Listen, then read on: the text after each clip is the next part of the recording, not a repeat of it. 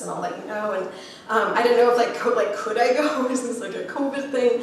And at the end of 2 days, it was like, well, this might be like a matter of months, but there's more tests and there's more to know, and we will let you know. And she died the next day. And I was trying to, again, like as a fiction writer, I have the sense of like pacing, and like after that happens, I should like tell you what happened next and next and next. And I don't remember a lot of what happened next. The next 6 weeks, which is when the baby showed up, are kind of a blur. And what I remember, I had like a book review due to the New York Times. I had copy edits due on my third book, Life Among the Terranauts. And copy edits, it's the nitpicky stuff at the very end. It's the book, the text is pretty much done, and you're just corresponding with somebody. Is it dash or semicolon, or dash or colon? It would be a semicolon. You have to like, I had to pretend to be a person who cared a lot about semicolons. And like, I am, actually, normally. And in that moment, just the disjunction of like, and working on that book at that time felt so weird and so wrong. But I hadn't done a dedication yet. I hadn't chosen who to dedicate it to. And at that point, it was very obvious. And I had dedicated the second book to my older son. And I had sort of felt like, oh, I should give this to them, I guess, but they're not even here, and like they didn't help. Like the stories were all written before. And then I was like, well, you know who did help? Obviously here, that my mom had always been supportive of me as a writer. She had sort of wished I would go into something more obviously lucrative. I knew that like she had been sort of like, coding, like computer programming, maybe, no, okay, go for it, go for it, go for the writing thing. When the babies were actually born, which happened the day it happened because one of them had just failed every marker on a scan. And at one point she was like, oh wait, no, he is moving. Oh no, his brother's just kicking him.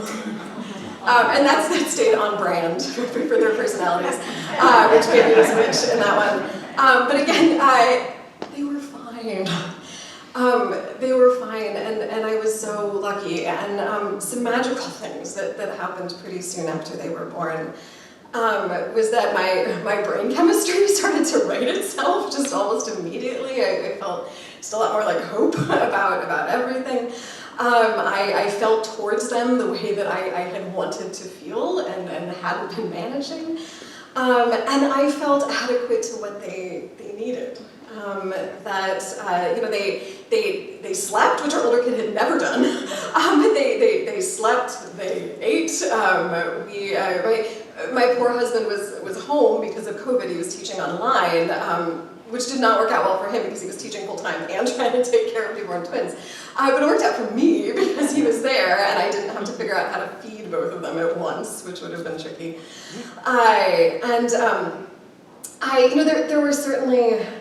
There were moments I felt, there were moments I couldn't feel or perceive anything apart from like the next feeding and the next nap.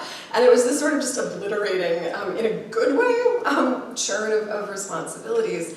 And they were just responsibilities I was adequate to. Like, here were these two people and all they needed of me was as a mother was like a set of arms and a source of food and warmth and love, and I had that.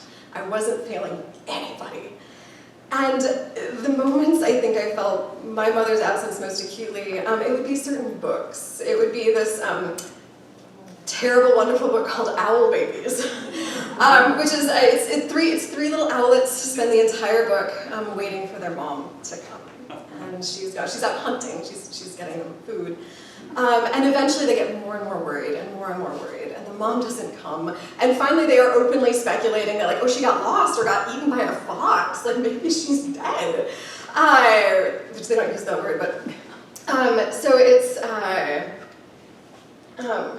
suppose she got lost, said Sarah. Or a fox got her, said Percy. I want my mommy, said Bill. And the baby owls closed their owl eyes and wished their owl mother would come. And then in all capital letters, and she came. And I could not make it through this book because my mother was not coming. Like the fox got her. But who did come? My dad was able to come, which he had been kept very close to home by caretaking. He was able to be with me, and I was able to be with him, and he was able to hold the babies. And my husband's mother came from Seattle and was helping. And there was something very magical and very sort of healing about that time against my every expectation. And I think part of it was that I had sort of discarded the map. Like there was no, I wasn't plagued by the past or the future. There was only these weeks of trying to keep these very small beings alive. And a moment, in moments, yeah, where I felt like enough. I felt that I could be as a mother like what they needed me to be. I'm going to end with one moment where my mom, a specific moment, because I haven't actually told you like that much about her, and I gave you broad strokes. A moment where she was like exactly the right thing for me. I'm in elementary school. It's the Battle of the Books. It's a trivia competition, which I took very seriously and was very good at. And you were responsible, you were given a list of books, from picture books on up to chapter books. And you were responsible for just reading them and knowing what was in them, and then it was a team sport. You would go to the school library, you would huddle in a little group of chairs with your teammates, and they would ask questions, generally totally factual questions. What's the name of this character's sister? And two teams were tied. It was mine and somebody else, and it was down to the final question.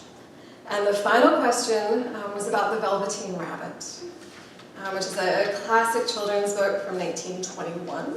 It's by Marjorie Williams. A boy is given a stuffed rabbit on Christmas. And at first it's not a popular gift. He takes more notice of the wind-up toys. And he has a conversation with like the wisest toy in the nursery, in this fairly sort of iconic conversation here. "What is real?" asked the rabbit one day when they were lying. "Does it mean having things that buzz inside you and a stick-out handle?" "Real isn't how you are made," said the skin horse. "It's a thing that happens to you. When a child loves you for a long, long time, not just to play with, but really loves you, then you become real." "Does it hurt?" asked the rabbit. "Sometimes," said the skin horse, for he was always truthful. "When you are real, you don't mind being hurt." "Does it happen all at once, like being wound up?" he asked, "or bit by bit?" "It doesn't happen all at once," said the skin horse. "You become. It takes a long time." And the question that was, in the book, the boy does eventually embrace the rabbit. They become inseparable. They have great adventures together. The rabbit does become real in the ways that children can imbue favorite toys with realness and personality. Then the boy gets scarlet fever. And your third medical PSA of the evening is that scarlet fever is still with us, but is generally no longer a threat due to antibiotics, which the antibiotic revolution also heavily was supported by federal funding. I would say that a government investment in high-quality medical research benefits everybody. It's great for child mortality rates. And in this book, the boy survives scarlet fever, but it's a close thing. And a doctor gives an order that all the bedding and the stuffed animal is to be burnt to avoid risk of contagion. But before the stuffed rabbit is burnt, a fairy comes and she makes him real. She makes the stuffed rabbit into a real rabbit, and the rabbit goes like hopping off to live a rabbit life in the wild. And the question that was posed about this book in Battle of the Books was, who made the rabbit real? And I huddled with my team, and I knew I was sure. I was like, oh, it is clearly this. It's clearly this. Come on, are you with me? My team's like, okay. And I answer the boy. And the other team answers the fairy. And they got the point. And my team lost.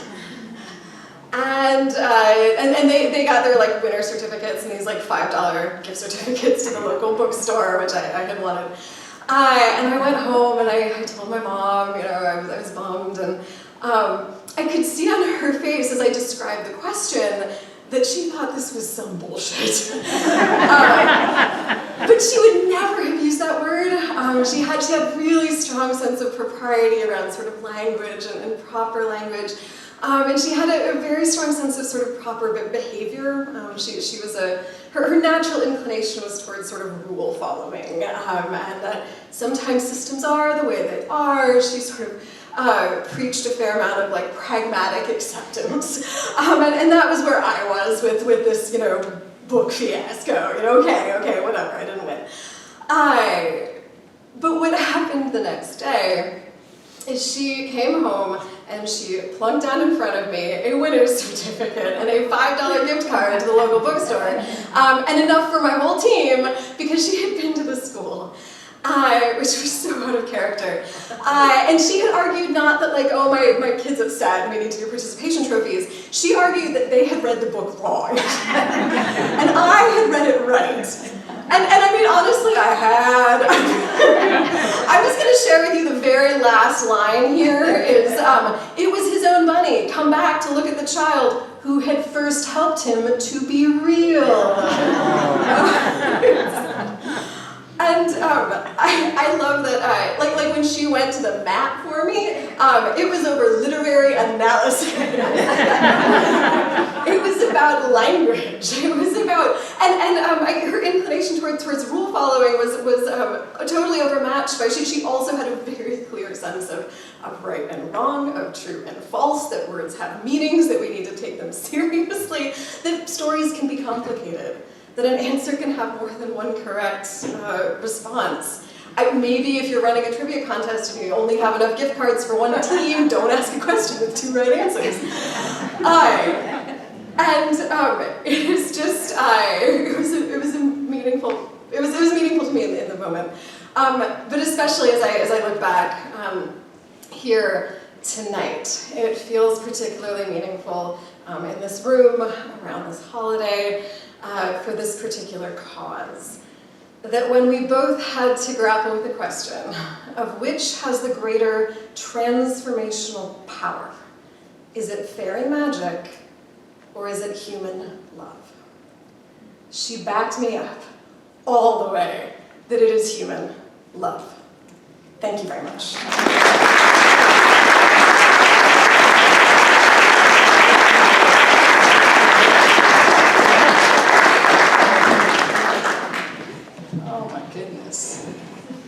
That was so beautiful. You tied that all together. Oh my gosh.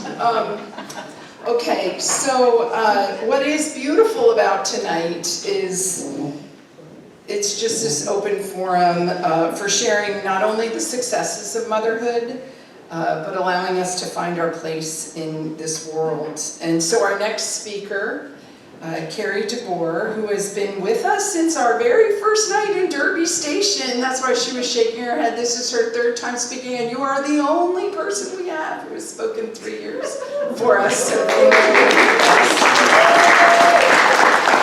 So she's here to talk about her own journey of becoming a mother. Carrie DeBoer is a mama, a wife, a teacher, a sister, a daughter, and an auntie who loves protecting and taking care of those in her life, and I'm happy to call her friend. So Carrie, come on up.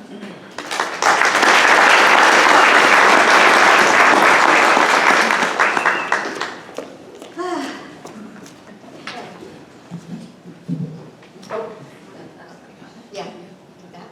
Hi, can you hear me? When I was, this story's Little Bird. Did you say that? I did not. I want to be over here for this 1 second. When I was 7 very obvious months pregnant, because where's a baby supposed to go? It was a beautiful fall day, and I went for a walk around the block, and my neighbor, Kate, came rushing over.